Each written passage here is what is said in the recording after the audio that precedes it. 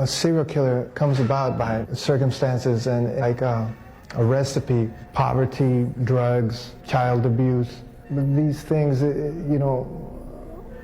contribute to a person, to a person's frustration and anger, and at some point in life, he explodes. Richard Ramirez was born in El Paso, Texas, in 1960, the youngest of 5 siblings. His father, a former police officer from Juarez, worked long, exhausting hours on the railroad. His temper, however, led to explosive outbursts and a childhood full of fear. Richard also suffered multiple head injuries, once when a dresser fell on him, and again when a swing struck him so hard he was knocked unconscious. These injuries triggered epileptic seizures that continued into his teens. Everything changed when Richard began spending time with his older cousin Miguel. Miguel, a Vietnam veteran, would brag about disturbing wartime experiences and even show Richard photos of victims he claimed to have harmed. He also taught Richard military stealth, breaking and entering, and silent attack tactics, a deeply corrupting influence on a young, impressionable mind. Then came a turning point. Miguel shot and killed his wife during an argument, and Richard witnessed it all. Miguel was found insane and spent 4 years in a mental hospital. Richard, traumatized, shut down emotionally.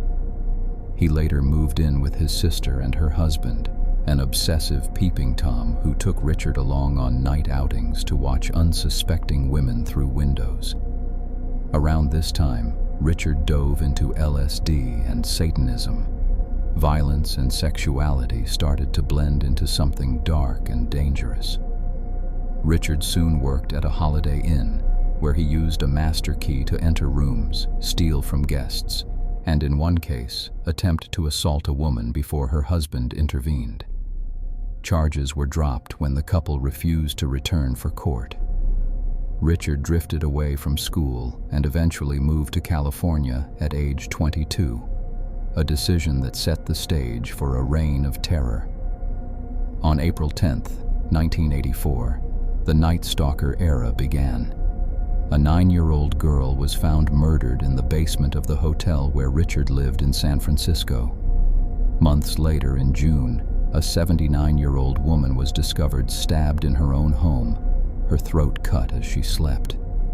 In March 1985, he attacked a 22-year-old woman in her garage, shooting her, but she survived when the bullet ricocheted off her car keys. Her roommate hid, but Richard found her and killed her. Just an hour later, he attacked another woman in her car, shooting her twice. She died at the hospital. The boldness of his crimes shocked the public and drew massive media attention. 10 days later, Richard broke into a home around 2 a.m. and shot a 64-year-old man as he slept.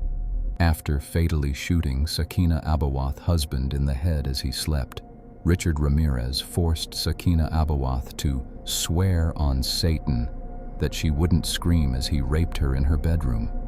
Sakina's 3-year-old son came to the room after hearing the terrible noise. Ramirez tied him up and went back to raping his mother. Richard Ramirez, the Night Stalker, is portrayed in the new series of American Horror Story. 1984. This was just one of the many horrific crimes committed by Richard Ramirez, a serial killer and rapist who became known as the Night Stalker.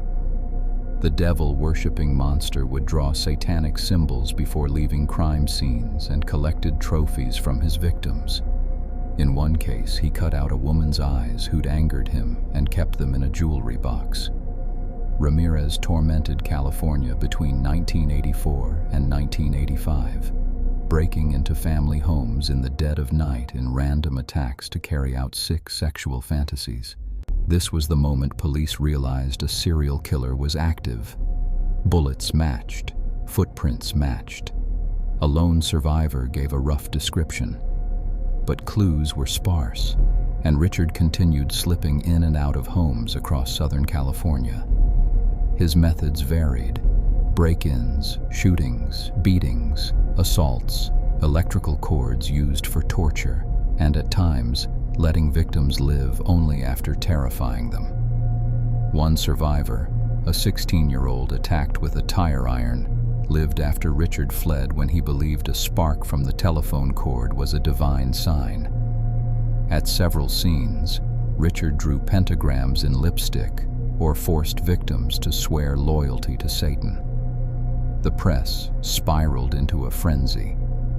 Then the mayor of San Francisco revealed crucial evidence about the footprints in a press conference, a mistake that enraged detectives. That same night, Richard threw his shoes off the Golden Gate Bridge and disappeared for a short time. When he returned to Los Angeles, he attacked another couple, shooting the man and assaulting the woman, but leaving her alive. A 13-year-old witness wrote down most of the license plate number on his stolen car. When police found the abandoned vehicle, they lifted a single fingerprint from the rearview mirror, extremely rare, since he always wiped prints clean. The fingerprint matched a man with prior drug arrests, Richard Ramirez. His face was released publicly. But Richard had no idea. He was out of state visiting his brother. When he returned, he walked into a convenience store and heard women whispering that the Night Stalker was there.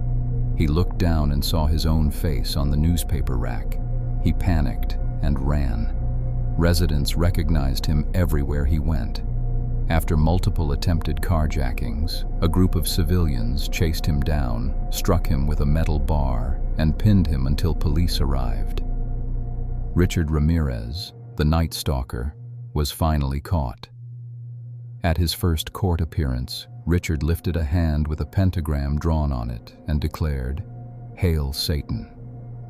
On September 20th, 1989, he was convicted of 13 murders, 5 attempted murders, 11 sexual assaults, 14 burglaries. He was sentenced to death in the gas chamber. Richard smirked and replied, "Big deal. Death always went with the territory. See you in Disneyland." But he never reached execution. Richard Ramirez died in 2013 at age 53 from lymphoma after decades on death row. And that closes the file on the Night Stalker.